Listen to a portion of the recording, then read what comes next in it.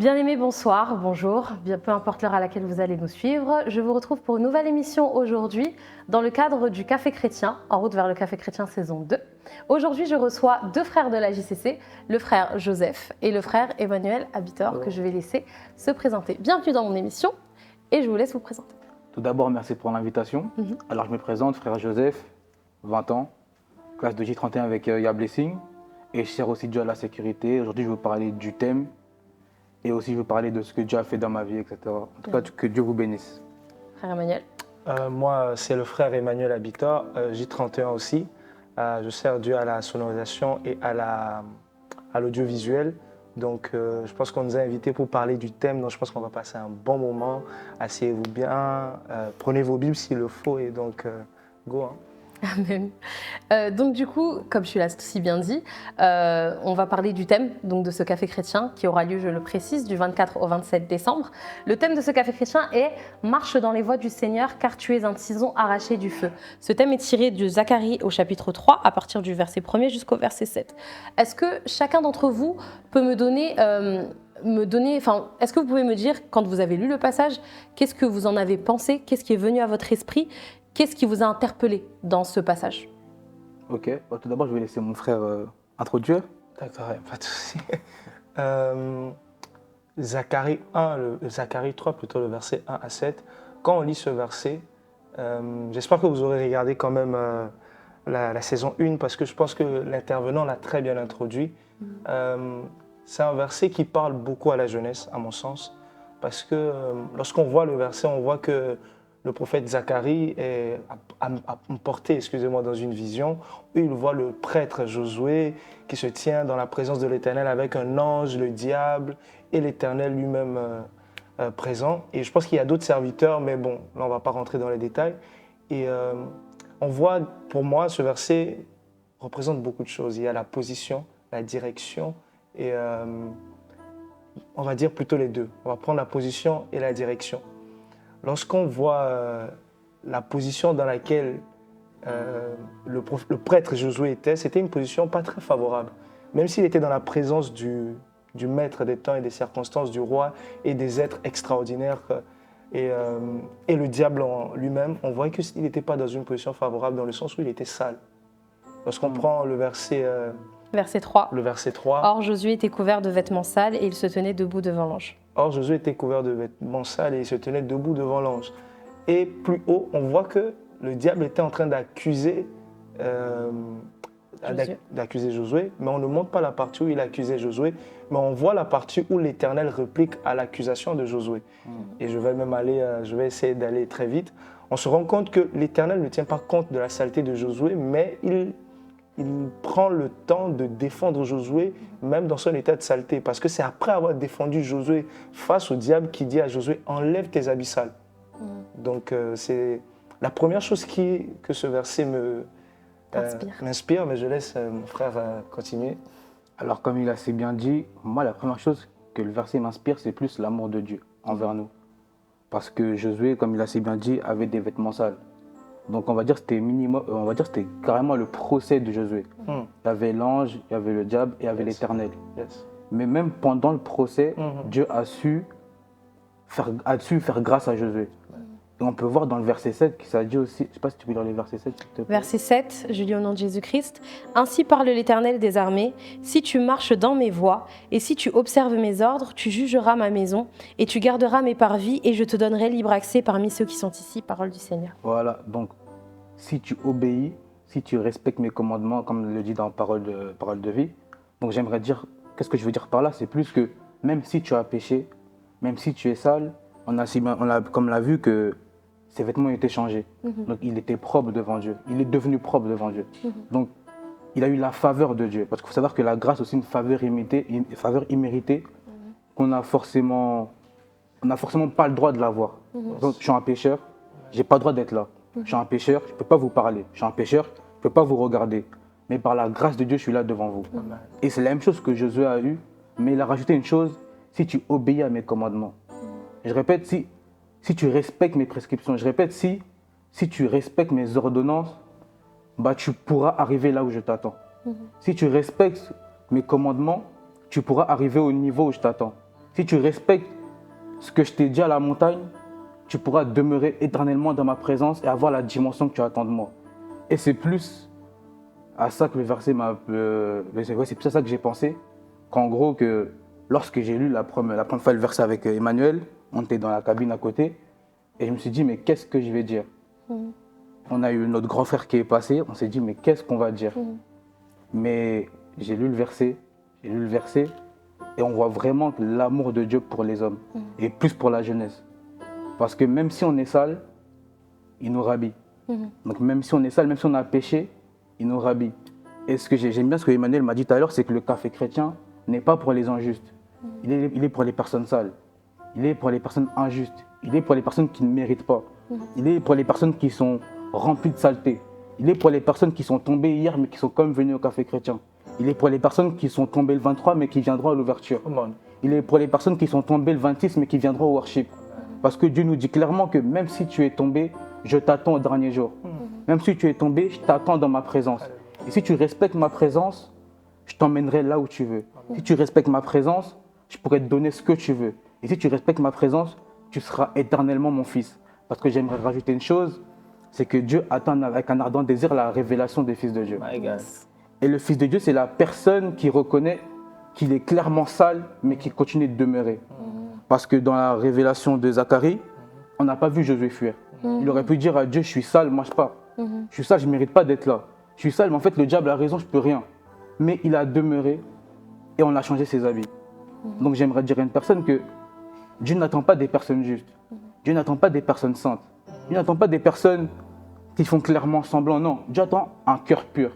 Dieu attend une personne qui a assoiffé. Dieu attend une personne qui a envie de demeurer avec lui. Dieu attend une personne qui veut changer. Parce que tu peux venir pendant les 4 jours, mais si tu ne veux pas changer, il ne se passera rien. Tu peux venir pendant 5 jours, mais si tu ne veux pas changer, il ne se passera rien. Donc Dieu attend une personne qui est assoiffée du changement.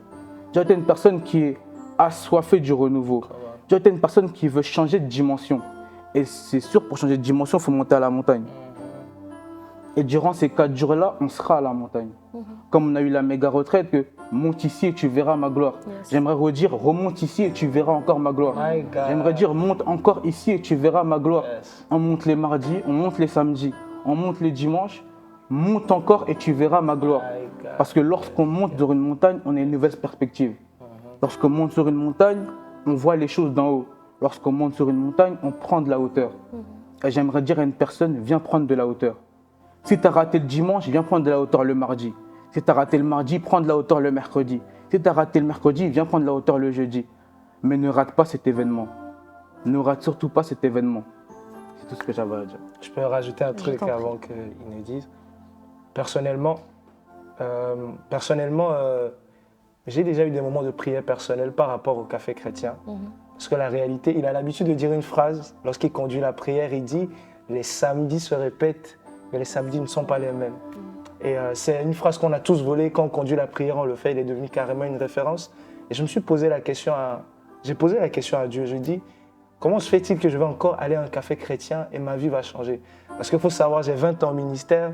J'ai fait une année où je n'étais pas au ministère à cause des études. J'étais à Nice et je n'ai pas pu assister au café chrétien.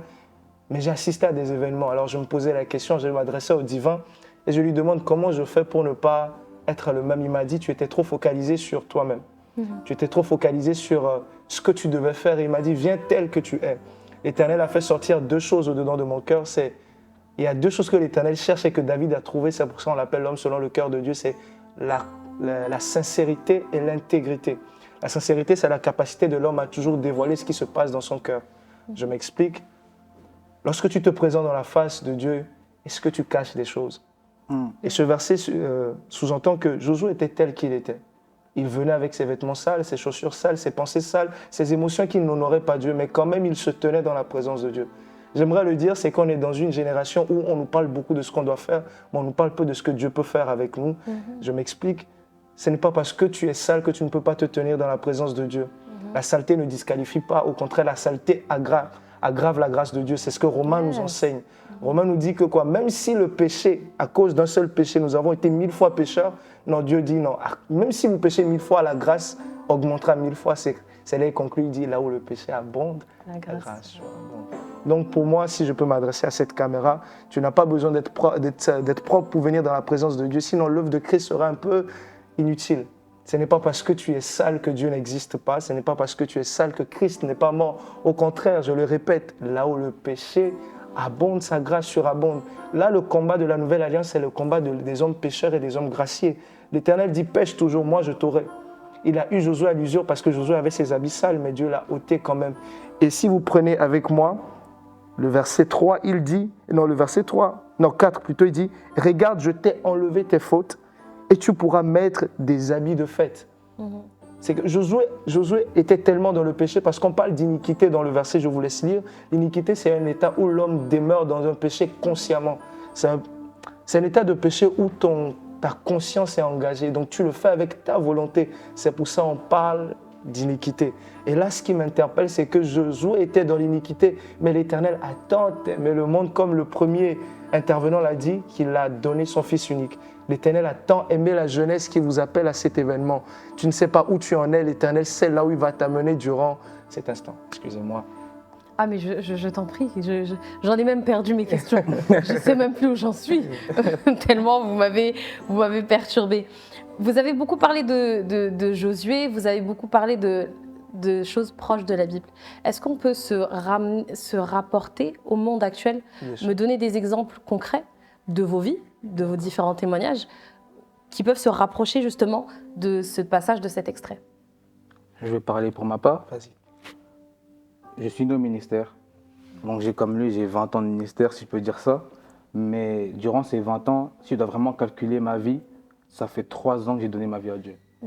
Pourtant, je suis né au ministère. On m'a vu, on a changé mes couches, tout le monde me connaît, mais ça fait 3 ans que j'ai vraiment donné ma vie à Dieu. Et durant ces 3 ans-là, ça a accéléré, ça allait très très vite. Pour ceux qui me connaissent, j'ai été une personne très timide, une personne très renfermée. Et à 4 ans, tu me disais, Joseph, tu vas parler, je disais jamais de la vie. Jamais de la vie. Il y a 5 ans, tu me disais, Joseph, tu vas servir à la sécurité. Je vais dire, mais pourquoi tu parles de sécurité? Limite, est-ce que je viens à l'église? Mais pour dire, premièrement, à une personne que ne regarde pas ta vie de maintenant. Parce que seul Dieu sait ce que tu vas devenir plus tard. Amen. Seul Dieu sait là où il va t'emmener. Et ce que j'aime avec Dieu, c'est que c'est un Dieu, en fait, on s'approche de Dieu avec des prétextes. Et là, dans Jacques 4, verset 8, la parole déclare que « Approchez-vous de l'Éternel et il s'approchera de vous ». Et comme je le dis si bien, Dieu marche avec les acteurs et non les spectateurs. Et je suis devenu acteur, si je peux dire ça, en 2020-2021. Et à ce moment-là, je passais le bac. Prétexte, je vais prier parce que je passe le bac. Et je pense que beaucoup de personnes l'ont fait. Ah ouais, là, le bac, c'est chaud.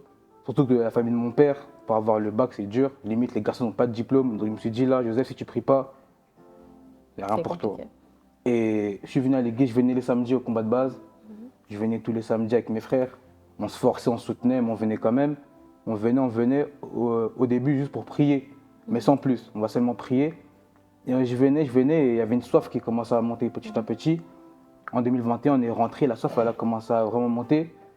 Et par la grâce de Dieu, j'ai commencé à servir à la JCC, à la sécurité. Et lorsque tu sers, il y a une soif qui se décuple. Je ne sais pas comment expliquer ça, mais tu as envie de plaire à Dieu. Tu as envie de plaire à Dieu, tu as envie d'être sincère devant Dieu. C'est pas que je sers et je tombe. En fait, tu peux tomber, parce que je tombais pendant que je servais. Je suis pas saint. Peut-être on me voit le dimanche. Ouais, Joseph, il est comme ça. Peut-être que les parents me voient comme un exemple pour leurs enfants. Mais je ne suis pas parfait. J'ai mes défauts et j'ai aussi mes qualités. Mais ce qui est bien, c'est que lorsque je regarde ma vie de 2021 à aujourd'hui, j'ai énormément changé. Ce qui est bien, c'est que quand je regarde ma vie, le Joseph d'avant, le Joseph d'aujourd'hui, il a énormément changé. C'est qu'avant, j'étais une personne, je pouvais m'énerver pour tout et pour rien, même si je suis une personne calme. Mais mes amis savent que au-dedans de moi, ça peut chauffer. Je peux parler en amont, murmurer, etc. Mais là, je prends énormément sur moi, où carrément, maintenant, je suis une personne, on me dit souvent, tu t'en fous de tout. Mais c'est pas que je m'en fous de tout, c'est juste que Dieu m'a transformé. C'est que j'ai appris à faire certaines choses et à apprendre aussi à mettre certaines choses de côté aussi. Et plus côté maintenant spirituel, j'aime beaucoup prier. Avant, la prière, ça ne m'intéressait pas. Avant, pour moi, prier 1 heure, c'était énorme. Limite, je venais à l'église, je me mettais au fond, je dormais. Maintenant, lorsque je viens à l'église, je m'approche. Lorsque je viens à l'église, j'ai envie de changer. Lorsque je viens à l'église, j'ai envie d'écouter la parole et d'être transformé. On a eu des programmes de prière où on a prié de 5h à 18h. Quand j'ai entendu ça, je me suis dit, mais moi, 5h, 18h, c'est impossible. Il y a eu 3 sessions, les 3 sessions ont transformé ma vie. Les 3 sessions m'ont clairement changé. Les 3 sessions m'ont clairement montré une autre facette de Dieu. Et toujours cherche à trouver une nouvelle facette de Dieu. Yes. Parce que la réalité, c'est que j'ai envie d'être un adorateur. J'ai envie d'être un adorateur et j'aspire à devenir le véritable adorateur. Mais la réalité, c'est que les adorateurs marchent avec la révélation de Dieu. Donc chaque jour, quand tu te réveilles, tu dois avoir une nouvelle révélation de Dieu. Sinon, tu vas arriver à un stade où tu n'es plus adorateur, mais tu es juste idolâtre de Dieu. Parce que tu ne le connais pas. Et tu ne l'as jamais vu. Donc si tu ne connais pas Dieu dans ses Écritures, si tu ne l'as jamais expérimenté, tu ne peux pas te considérer comme un adorateur. Parce que dans un côté, tu vas mentir, dans un côté, tu vas être bloqué. Parce que la parole déclare que les adorateurs adoreront le Père en esprit et en vérité. Et on connaît le Père en esprit. On connaît le Père en esprit parce que Dieu est esprit. Donc si tu ne l'as pas expérimenté dans ton intimité, si tu ne l'as pas vu dans ton lieu secret, ça sera dur pour toi d'être l'adorateur que Dieu recherche. Parce qu'à la fin de toute chose, ça sera l'adoration. Et j'aime bien dire qu'on a commencé par l'adoration, on finira par l'adoration. Et on demeurera dans l'adoration. Voilà pourquoi, moi, mon but, personnellement, c'est d'être le véritable adorateur. Je sais que je dois aussi chercher ma délivrance et c'est très important pour devenir le véritable adorateur. Je sais que je dois aussi demeurer dans les jeûnes parce que je dois devenir un véritable adorateur. Mais pour moi, le réel objectif, c'est pas de gagner des 5 000 ou des 10 000, c'est pas de conduire une grosse voiture, mais c'est d'être la personne que Dieu attend de moi. Amen. Et chaque jour, quand je prie, je demande à Dieu d'être la meilleure version de moi-même. Et ça, c'est un sujet de prière que j'ai avec Emmanuel et mon frère Samuel, le vice-président du Café Chrétien. Donc, qu'on soit à chaque fois les meilleures versions de nous-mêmes. Que lorsqu'on se réveille, que demain lorsque je vais me réveiller, que je ne sois pas le même Joseph. Que lorsque je vais aller au travail, quand je vais rentrer chez moi, que je ne sois pas le même Joseph. Que lorsque je vais quitter ce lieu, que je ne sois pas le même Joseph. Yes. Que lorsque je vais dormir, que je ne sois pas le même Joseph. Et surtout que Dieu m'emmène là où il veut m'emmener. Et je répète, comme je l'ai dit tout à l'heure, que constamment, on doit être à la montagne et notre vie doit être des allers-retours vers la montagne. Je m'explique. Tu montes à la montagne, tu redescends avec le commandement. Tu montes à la montagne, tu redescends avec l'agneau. Yes. Parce qu'il faut savoir une chose, c'est que lorsque Abraham est monté à la montagne, il était avec ses serviteurs. Il a dit à ses serviteurs, laissez-moi, mon fils et moi, nous allons adorer. Donc lorsque tu montes à la montagne, tu ne seras pas avec tous tes amis. Lorsque tu montes à la montagne, tu ne seras pas avec ton meilleur ami.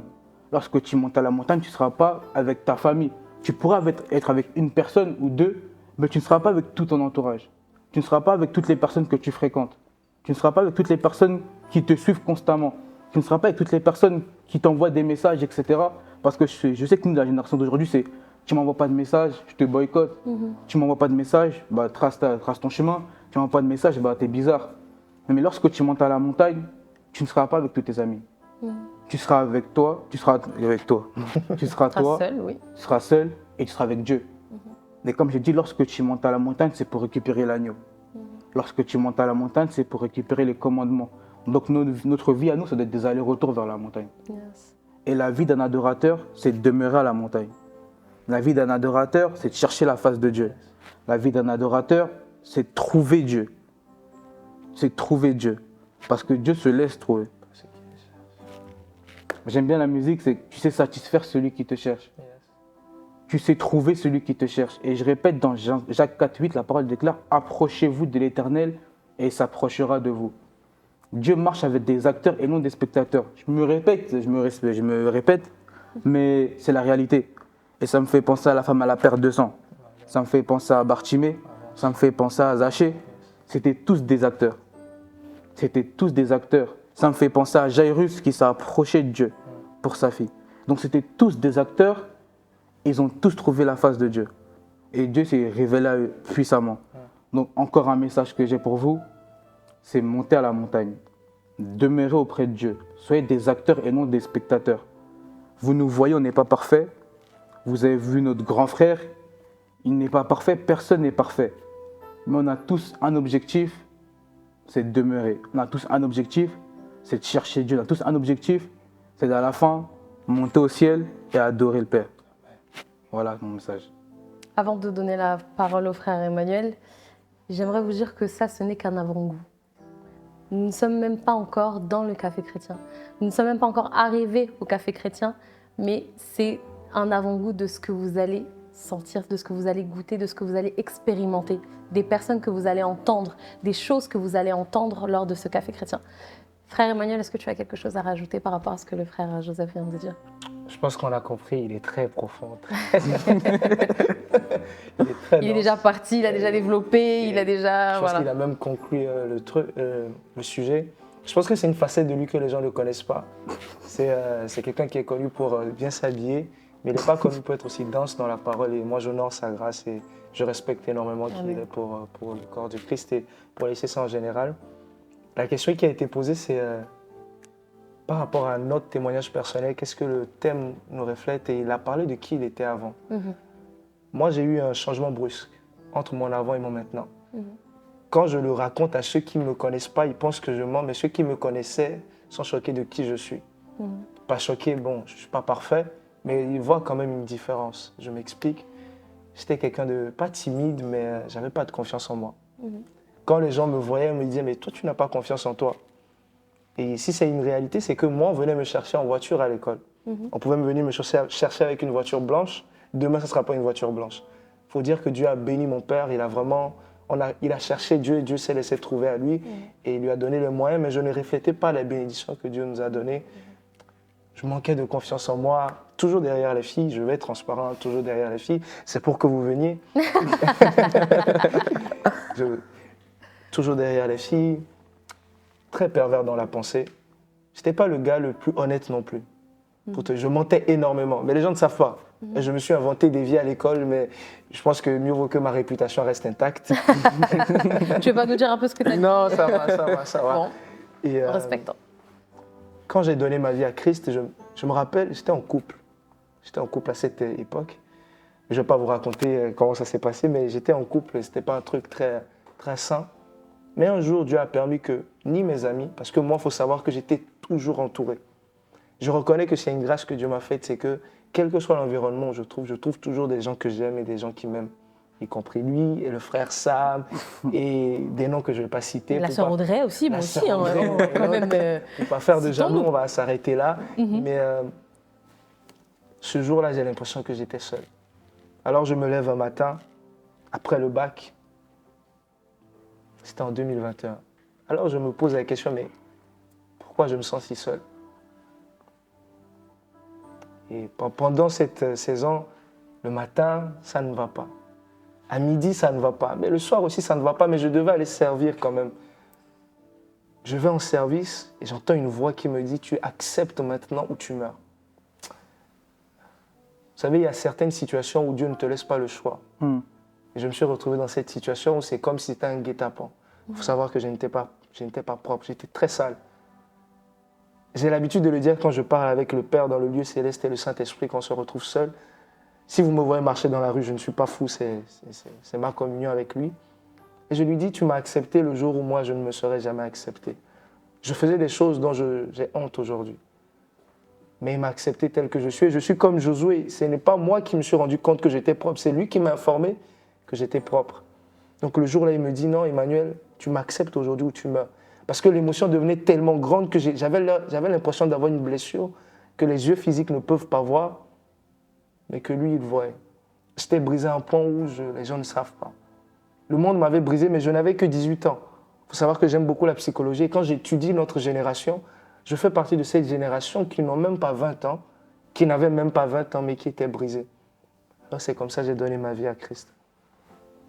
Alors quand j'ai donné ma vie à Christ, il m'a changé radicalement. J'étais devenu un amoureux de la prière. Moi, je n'ai pas eu de période basse. Non. Dès que j'ai donné ma vie à Christ, le lendemain, j'étais en jeûne. Dès que j'ai donné ma vie à Christ, je devais voir mes amis à 14h, mais entre 12h et 14h, je venais de prier. J'avais une soif que je ne pouvais expliquer. J'avais un désir que je ne pouvais expliquer.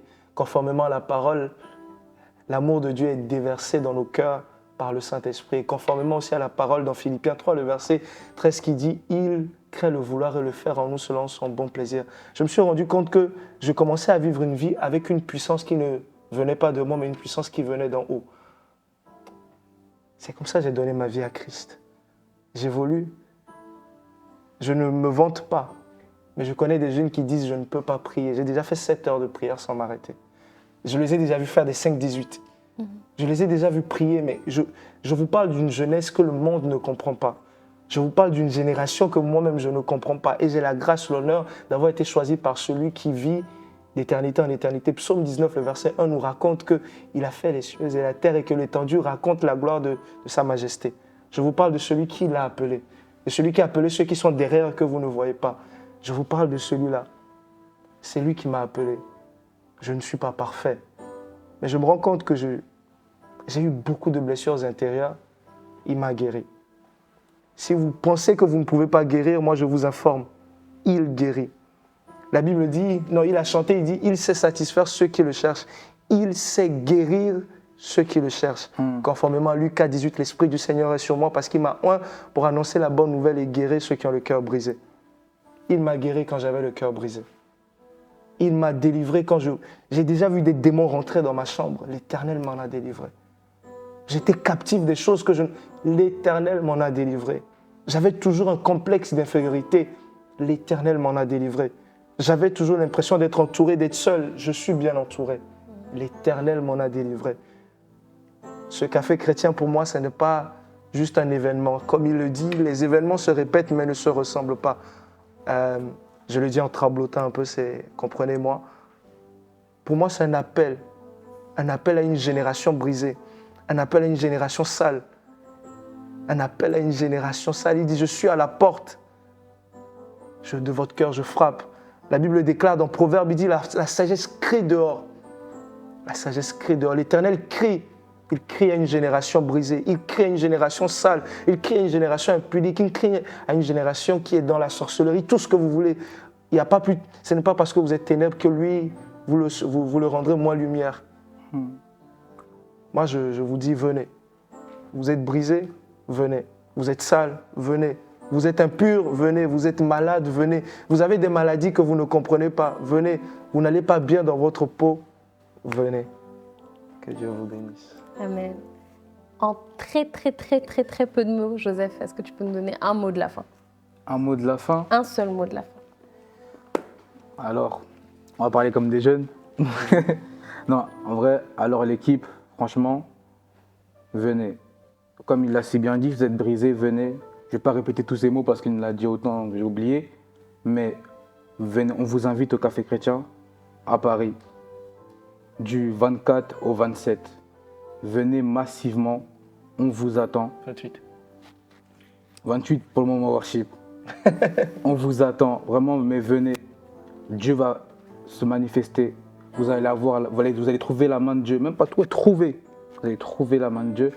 Parce qu'il est déjà là. Et même avant qu'on commence, il est déjà là. Il est déjà au rendez-vous. Il est déjà là dans les préparatifs. Il est déjà là dans les préparatifs. Il est déjà là pendant l'interview. Il attend que vous soyez là pour vous toucher. Il attend que vous soyez là pour vous transformer. Et plus tard, ça sera vous ici. Plus tard, ça sera vous ici. Amen. Plus tard, ça sera vous là-bas. Amen. Donc, venez, on vous attend. Que Dieu vous bénisse. Amen. Merci beaucoup pour ce moment passé. Merci à vous d'être venus à ce toi. soir. Nous vous donnons donc rendez-vous à partir du dimanche 24 décembre pour le Café Chrétien qui aura lieu à la JCC, au sein de la JCC Paris, à notre salle de Fresnes. Que le Seigneur vous bénisse. Amen.